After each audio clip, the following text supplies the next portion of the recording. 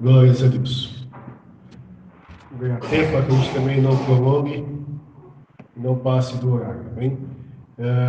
Vamos ler a palavra de Deus, o Evangelho de Jesus Cristo, segundo escreveu João, capítulo 15 e o versículo 12. Evangelho de Jesus Cristo, segundo escreveu João, capítulo 15 e o versículo 12. Aleluia. Louvado seja Deus. Glória a Jesus. Evangelho de Jesus Cristo, segundo escreveu João, capítulo 15 e o versículo 12. Glória, glória, glória a Deus. Aleluia, Deus. Bendito seja o nome santo do Senhor.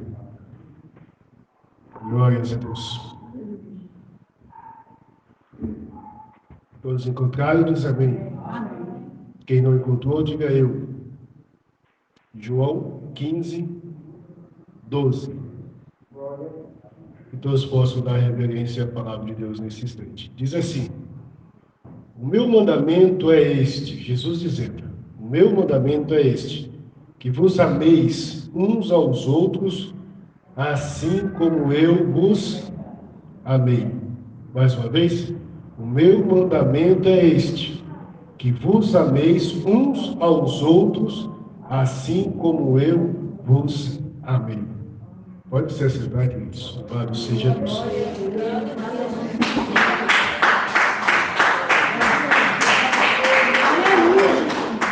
Graças damos ao Senhor. Irmãos,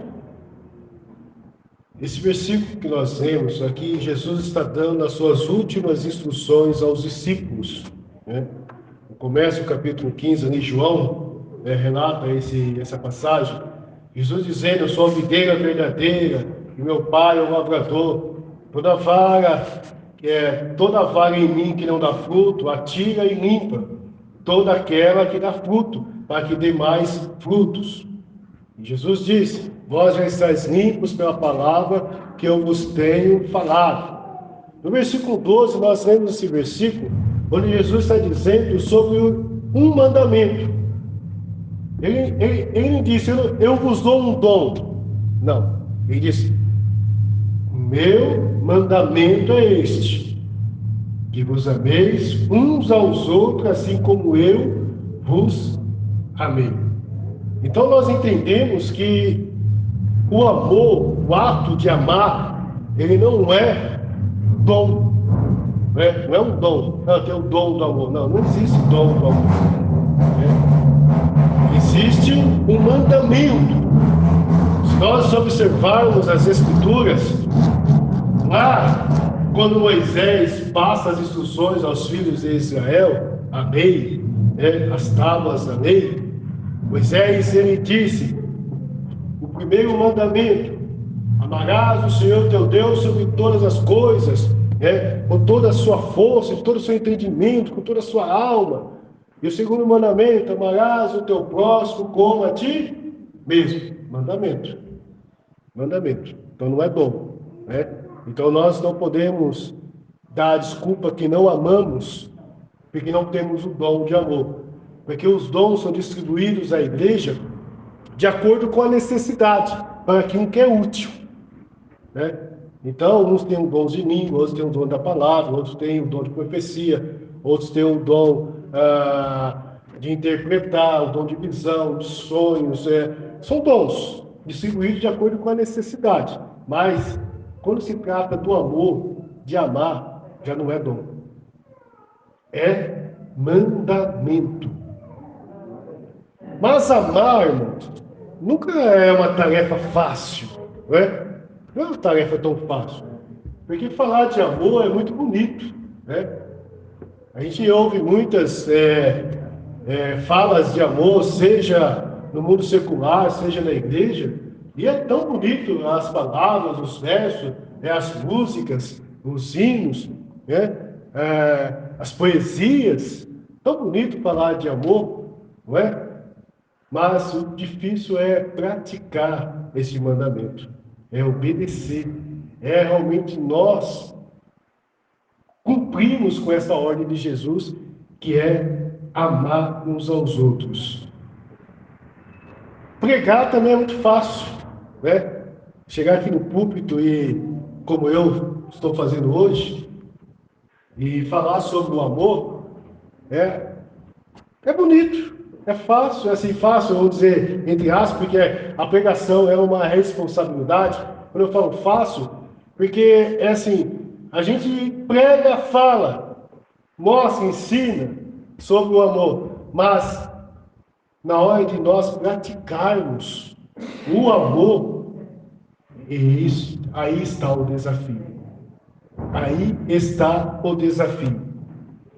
Lucas 6,32, se você quiser abrir, eu vou passando rápido para a gente não se perder, mas Lucas 6,32, olha o que Jesus disse, do 32 ao 35. E se amardes aos que vos amam, que recompensa tereis? Também os pecadores amam os que amam. Isso está dizendo, se a gente amar só o que nos ama, é fácil, não tem recompensa nenhuma. Né? E se fizerdes bem aos que vos fazem bem, que recompensa também tereis? Também os pecadores fazem o mesmo.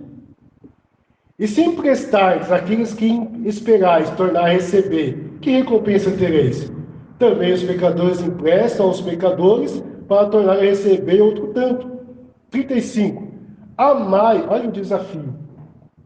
Amai, pois, a vossos inimigos, e fazei o bem, e emprestai sem nada esperardes, e será grande o vosso galardão, e sereis filhos do Altíssimo, porque ele é benigno ou bom até para com os ingratos e maus. Então Jesus aqui no Sermão da Montanha, Jesus está dizendo que nós não teremos recompensa nenhuma se nós amarmos somente aquilo que nos ama. Se nós fizermos o bem somente para aqueles que fazem o bem para nós. Se nós praticarmos algo de bom somente para aqueles que vão nos recompensar de alguma forma, nós não vamos ter nenhuma recompensa. Nenhuma. E Jesus, no versículo 35, nos dá um desafio, né? Amai os vossos inimigos. É um desafio, né? Quando alguém nos afronta, nos aborrece, nos persegue, fala mal, calúnia, né? Ou até traz um dano ou prejudica a nós, automaticamente, pela carne, já pensa, vou retribuir. Vai ver quando eu tiver possível, né? Mas que recompensa vamos ter? Jesus está dizendo, amai os vossos inimigos. Amar aqueles que nos aborrecem, que nos perseguem. É um desafio. Não é? É um desafio. Mas o que é o amor? Se nós olharmos para aquilo que Paulo escreveu aos Gálatas, no capítulo 5, no versículo 22, depois você acompanha lá, o amor, ele é um fruto do Espírito. Fruto do Espírito. Amar, verbo amar, é mandamento. O amor é fruto do Espírito. Então, quando nós recebemos o Espírito de Deus em nossa vida, aquela velha natureza, ela morre, e nós nascemos de novo, somos novas criaturas em Cristo, e a nossa casa, nosso corpo, nosso templo, passa a ser templo do Espírito Santo de Deus, nós temos que produzir frutos. E um dos frutos do Espírito é amor. O amor é fruto do Espírito. Eu trouxe uma definição de amor aqui de um filósofo, Platão. Alguns irmãos, talvez, na escola tenham ouvido falar sobre esse filósofo que viveu, acho que, se não me engano, no século III antes de Cristo. Os filósofos tiveram muita influência na cultura cristã, vocês sabiam? Se lemos lá João 1, quando fala no princípio era o verbo, João, quando escreveu em grego, ele disse no princípio era o Logos. Quem falou do Logos foi Platão. Bom, só para os irmãos entenderem que existe sempre os discípulos que escreveram a Bíblia, os apóstolos, eles tinham conhecimento também das culturas grega e romana. Mas Platão disse assim, e eu achei interessante o que ele falou, porque realmente condiz com aquilo que as Escrituras falam sobre o amor. Olha o que Platão diz. O amor, para Platão, o amor era algo essencialmente puro e desprovido de paixão. Então, existe uma separação, amor, paixão, né? Ele fala que a paixão, ao passo que essa, ou seja, que a paixão é essencialmente cega. A paixão é cega, o amor não é cego. Como alguns dizem, o amor é cego. Não, a paixão é cega, o amor não. A paixão, ela é material, ela é efêmera e falsa. Ou seja, às vezes as pessoas se decepcionam ou se vê em situação de não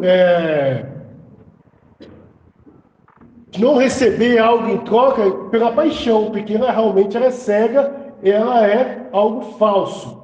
Mas o amor não. Platão diz que o amor seria um agente de transformação no mundo. Se é de fato, se nós amarmos, como Jesus disse, amarmos uns aos outros, como eu vos amei, o mundo seria um mundo melhor. As pessoas seriam melhor. Eu seria melhor. A igreja seria melhor. Nós seríamos melhor se de fato cumpríssemos com esse mandamento, que é amar uns aos outros, como eu vos amei. Como Jesus amou. Se nós lermos o versículo 13, Jesus disse, ninguém tem, versículo 13 do capítulo 15, que nós lemos, Jesus disse, ninguém tem maior amor do que este, de dar a alguém a sua vida pelos seus amigos. Alguém aqui dá a vida por alguém? Tem coragem de dar a vida aí pelo seu amigo? Aquele amigão do peito, né? Amigão do peito. Mas se colocar você e ele para decidir quem vive, você dá a vida para ele? Eu não faria isso. Mas foi o que Jesus fez. Jesus disse, ninguém tem amor maior que esse, de alguém dar a vida para os seus amigos. E ele fala no versículo 14, dizendo, vós sereis meus amigos se fizerdes o que vos mando. Então nós seremos amigos de Jesus se fizer o que ele manda, amar uns aos outros. O apóstolo Paulo, quando ele fala sobre o amor, no capítulo 13 da sua primeira carta aos Coríntios, se você quiser acompanhar, ela pode deixar aberta lá no capítulo 13. Nós vamos passar um tempinho aqui no capítulo 13 de 1 Coríntios. 13 da primeira carta de Paulo aos Coríntios, Paulo fala sobre a suprema excelência do amor. Paulo inicia assim o capítulo 13. Ainda que eu falasse a língua dos homens e dos anjos, e não tivesse amor, seria como o metal que soa ou como o sino que tine. Ainda que tivesse o dom de profecia, e conhecesse todos os mistérios, e toda a ciência, ainda que tivesse toda a fé, de maneira tal que transportasse os montes, e não tivesse amor, nada seria. Ainda que distribuísse toda a minha fortuna para o sustento dos pobres. As pessoas que fazem doação, tá amando? Olha o que Paulo está dizendo, hein? Ainda que eu distribuísse toda a minha fortuna para o sustento dos pobres e não tivesse amor, nada seria. Nada. Ele está dizendo aqui, ó, e ainda que entregasse o meu corpo para ser queimado, não tivesse amor, nada disso aproveitaria. Por que Paulo fala a respeito de entregar a fortuna? Jesus fala que quando nós darmos uma esmola, a mão esquerda não pode saber o que a direita está fazendo, mas temos que fazer o culto, porque o Pai Celestial que nos vê, nos recompensará. Mas hoje o que as pessoas fazem? Está ajudando lá na rua? Tirando a selfie. Está entregando uma cesta básica? Tirando uma selfie. Está postando coisas e recebendo a sua recompensa aqui. Isso não é amor. Quando você recebe algo em troca, seja os aplausos, as curtidas, né? Lá no Facebook, no Instagram, no YouTube, os views, que vem muito dinheirinho, né? Para quem tem os views lá no YouTube, recebe um dinheirinho bom, está recebendo recompensa aqui. Então não existe amor. Não existe amor. Existe ali uma boa obra, mas não é amor. Está recebendo algo em troca. Né? Aí, a partir do versículo 4, Paulo ele cita 16 características do amor. 16 características do amor. A primeira, Paulo diz que o amor ele é sofredor. A primeira característica que Paulo fala sobre o amor é sofredor.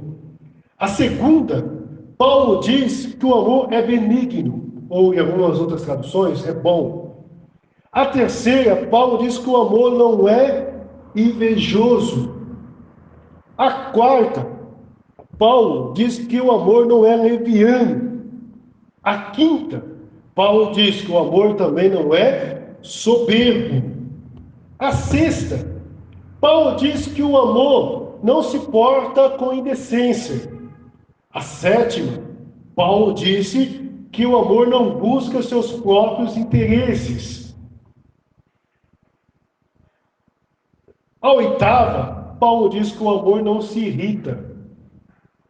A nona, Paulo diz que o amor não suspeita mal. A décima, Paulo diz que o amor não folga com a injustiça, ou seja, não se alegra com a injustiça. A 11ª, Paulo diz que o amor, ele se alegra, ele folga com a verdade. A 12ª, Paulo disse que o amor tudo sofre. A 13ª, ele tudo crê. A 14ª, ele tudo espera. A 15ª característica, Paulo diz que o amor tudo suporta. E a 16ª, Paulo diz que o amor nunca falha. São 16 características que Paulo fala sobre o amor. Eu trouxe uma tradução aqui para vocês. A Bíblia judaica, bem? É uma Bíblia voltada mais para judeus que se converteram. Ela foi traduzida do original do hebraico e aramaico, que foram escritos no Velho Testamento, foi escrito no hebraico e também no aramaico. Dessas línguas originais foi traduzida para o inglês e do inglês para o português para alcançar os judeus brasileiros. Até é um pouco difícil de ler ela, porque ainda tem algumas palavras mantidas do original do hebraico. E eu gosto bastante dessa tradução, porque alguns textos trazem com mais clareza algumas coisas que a gente estuda. E o capítulo 13 de Coríntios, olha que interessante o que a tradução judaica fala sobre cada característica do amor. Capítulo 13. Vamos lá. Eu coloquei aqui no papel para ficar mais fácil, porque a primeira, que Paulo aqui nessa tradução Almeida corrigida, está dizendo que ele é sofredor. A tradução judaica está dizendo que ele é paciente. O amor, ele é paciente. Se nós lermos Romanos 5:5, nós vamos ver Paulo falando sobre a justificação pela fé. E no versículo 4, Paulo está dizendo, a paciência, a experiência, a experiência, a esperança. No versículo 5, a esperança não traz confusão, porquanto o amor de Deus está derramado no nosso coração pelo Espírito Santo que nos foi dado. Paulo está dizendo a respeito da tribulação, que ela produz paciência, a paciência, a experiência, a experiência, a esperança não traz confusão, por causa do amor de Deus, que foi derramado em nossos corações. A segunda característica do benigno ou bondoso, a tradução judaica fala que o amor ele é bondoso. Efésios 4:32, vamos ver o que Paulo está dizendo. Carta de Paulo aos Efésios 4:32. Paulo está dizendo, antes, sede uns para com os outros benignos, ou seja, bondoso. Seja uns para com os outros bondoso, misericordiosos, perdoando-vos uns aos outros, como também Deus vos perdoou em Cristo. Está entendendo? Tem que ser bondoso um para com os outros, perdoando. Então, porque se nós não perdoarmos os nossos irmãos, se nós não perdoar, nós também não seremos perdoados. Porque para Deus, diante de Deus, não existe erro pequeno ou erro grande, é erro, errou. Então, se Deus te perdoou, perdoa o seu irmão. Ofereça perdão, né? Não seja como aquele credor incompassivo que foi até o rei. Jesus conta essa parábola e devia uma certa quantia de dinheiro. Vamos simbolizar para os dias de hoje. Ele devia R$1 milhão para o rei, para os tributos do rei.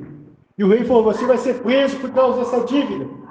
E ele chorou: Senhor, tem misericórdia de mim, ser compassivo comigo, e eu vou te pagar tudo, não me mande preso, eu tenho família, eu preciso continuar trabalhando. E o rei misericordioso disse: tudo bem, você foi perdoado, então você não precisa ser preso nem pagar mais essa dívida. A sua dívida está paga. Ele sentiu alívio. Mas chegando na esquina, ele encontrou um conservo, um irmão, que devia R$10 para ele. Estou dizendo a diferença, só para a gente simbolizar. Ele devia R$1 milhão para o rei e o irmão dele devia aqueles R$10. Me paga os R$10, você me deve, me paga, me deve, você me deve R$10. E outro disse: eu não tenho, por favor, seja misericordioso comigo. Não, eu vou mandar você preso por causa dos R$10, por favor, seja compassivo comigo também. Não, não quero saber. E chamou os guardas e falou: prenda ele, porque ele me deve R$10. Foi lá e mandou prender. Só que um dos servos, o rei, viu e foi até o rei. Ó rei, sabe aquele homem que veio aqui devendo R$1 milhão e o senhor perdoou a dívida dele? Ele acabou de mandar para a cadeia um conservo que devia R$10 para ele. O rei ficou tão encolerizado, irado, chateado com aquela situação que mandou chamá-lo. Você não devia perdoar? Eu não te perdoei? Uma dívida tão altíssima. Você não devia fazer o mesmo com o seu irmão? Você agora vai para a cadeia. Ou seja, ele deixou de receber o perdão do rei, porque ele não perdoou. Então, se nós não perdoarmos também, não seremos perdoados. Para nós corrermos aqui. A terceira característica que Paulo fala que o amor não é invejoso, a tradução judaica ela diz que o amor não é ciumento. Existem alguns tipos de ciúmes. Bom, a Bíblia fala que o Espírito de Deus ele tem ciúmes de nós.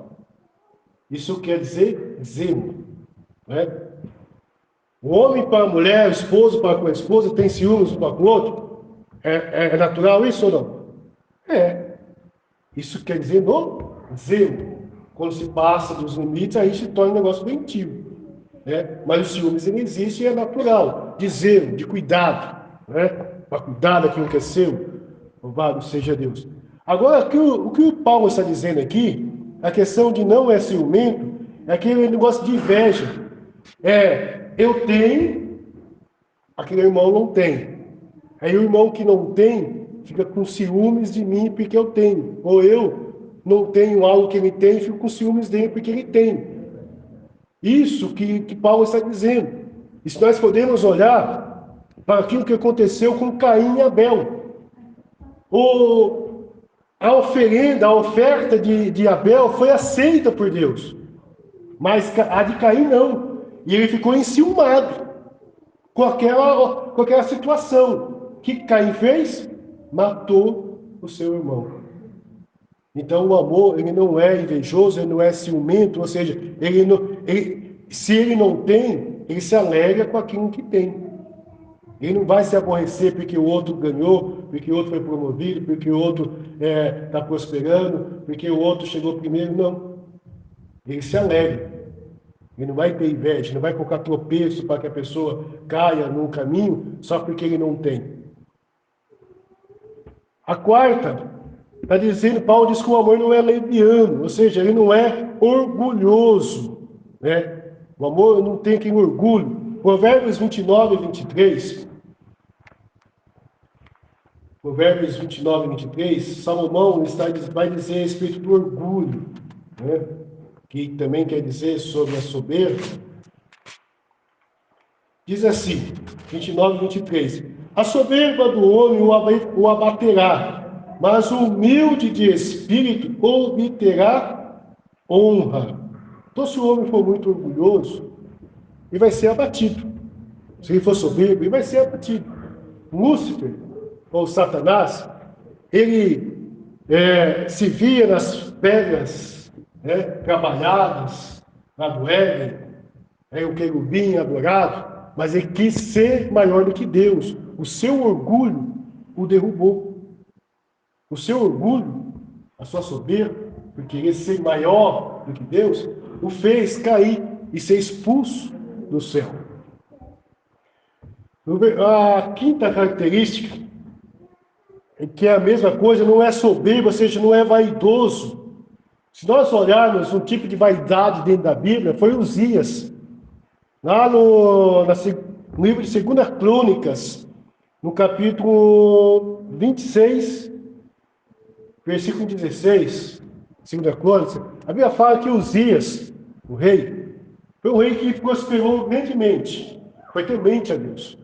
Então, ele foi muito inteligente para construir carros de guerras, maquinários. Então, se fortificou de uma maneira grande. Só que a vaidade, que é a mesma coisa da soberba, do orgulho, que está ali junto uma com a outra, o fez tropeçar e fazer algo que não era para ele fazer. Não era a competência dele fazer aquilo. O que ele fez? Ele entrou no templo e quis oferecer sacrifício. Quando os sacerdotes, olha que era um rei próspero e abençoado por Deus. Quando os sacerdotes entraram e falaram, rei Uzias, não te compete oferecer sacrifícios no templo, somente aos sacerdotes. Ele se indignou. Aquela vaidade, não, eu sou o rei. Eu posso tudo, eu sou o rei. Quando ele se indignou contra os sacerdotes, a lepra apareceu na testa dele e ele teve que sair do trono, morou separado até o dia da sua morte. O rei próspero, fortificado, que Deus era com ele, mas deixou que a vaidade o tomasse o seu coração por causa da grandeza e fez aquilo que não devia ser feito. Não era para ele fazer. Então o amor, ele não é vaidoso. O amor, ele não é indecente. A tradição judaica diz que não é rude. Nós não somos, quando dizer rude, ou seja, ignorante, né? Quando nós amamos, quando somos questionados ou vamos conversar com alguém, não podemos ser tão rude, tão ignorante, né, com as pessoas, né? Isso é um desafio. Para nós não ser rude, não é indecente. Trata sempre com bondade as pessoas. É claro que a gente precisa saber entender qual que é o tom de voz das pessoas. Tem pessoas que não conseguem falar mais baixo. Aí fala um pouco mais alto. Se você não conhece a pessoa, você acha que ela está sendo ignorante, mas não é. É o jeito dela. Mas quem conhece vai saber que é o jeito da pessoa. Mas as pessoas que alteram o seu tom de voz, ele está sendo rude. Então ele não está amando. Eu não estou amando.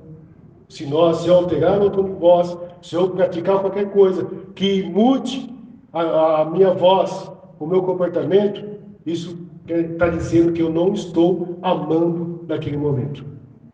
É um desafio. Por isso que falar é muito bonito, muito fácil, mas nós temos um desafio de praticar esse mandamento.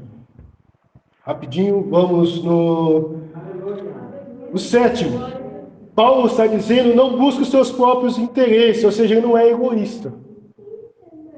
Não busca os seus próprios interesses. Se nós lemos Filipenses capítulo 2, versículo 4, a carta que Paulo escreve aos Filipenses, no capítulo 2, versículo 4, Paulo está dizendo dessa forma: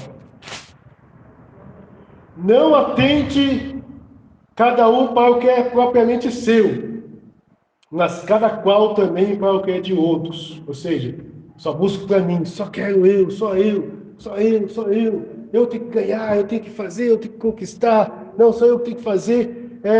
Eu ganho, mas eu tenho condições de estender a mão para alguém, para que ele ganhe também, mas não, eu preciso ganhar. Eu preciso chegar primeiro. Eu tenho condições de alguém chegar junto comigo.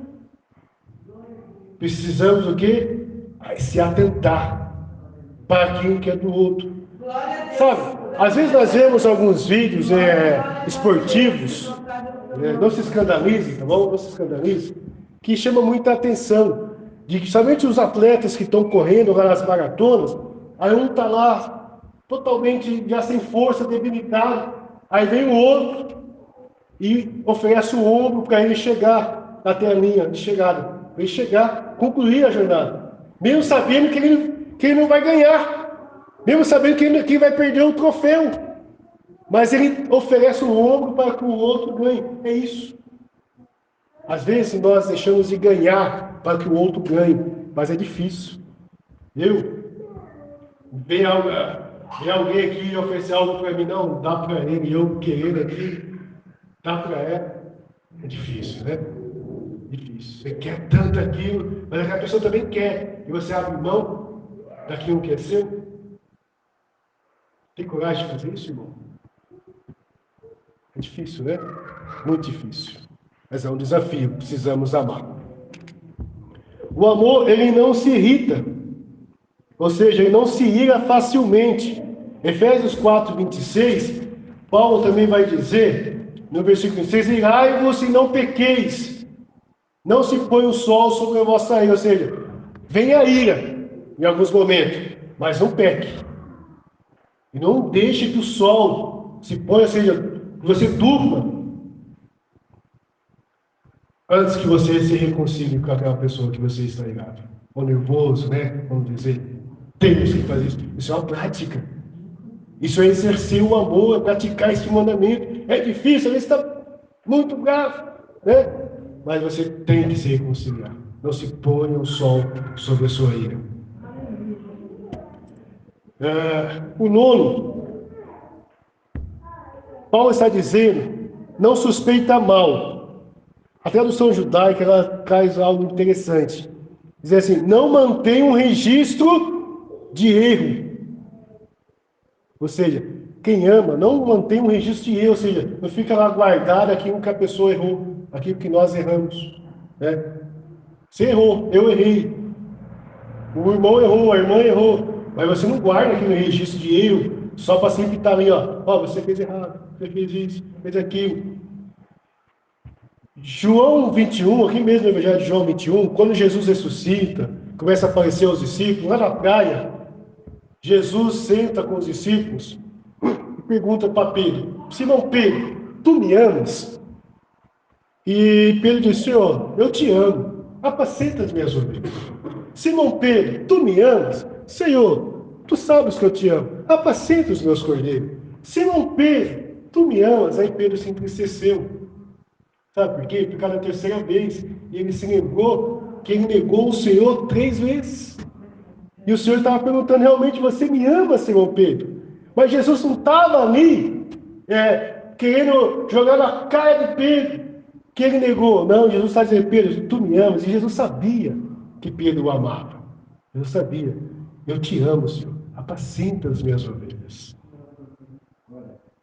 Então Jesus estava ali dizendo para Pedro, pratique sempre o amor. Demonstre amor. E apacenta com amor as minhas ovelhas. O versículo, a 10ª característica, Paulo está dizendo que o amor não folga com a injustiça, ou seja, não alega com a injustiça. A tradução judaica está dizendo, não tripudia sobre os erros ou pecados alheios. Nós vamos ver o caso da mulher adúltera, que quando chega lá a mulher adúltera, e apedreja, apedreja, apedreja. E tu, mestre, que dizes? Ela foi apanhada no ato de adultério, tem que ser apedrejada. E Jesus escrevia na lei.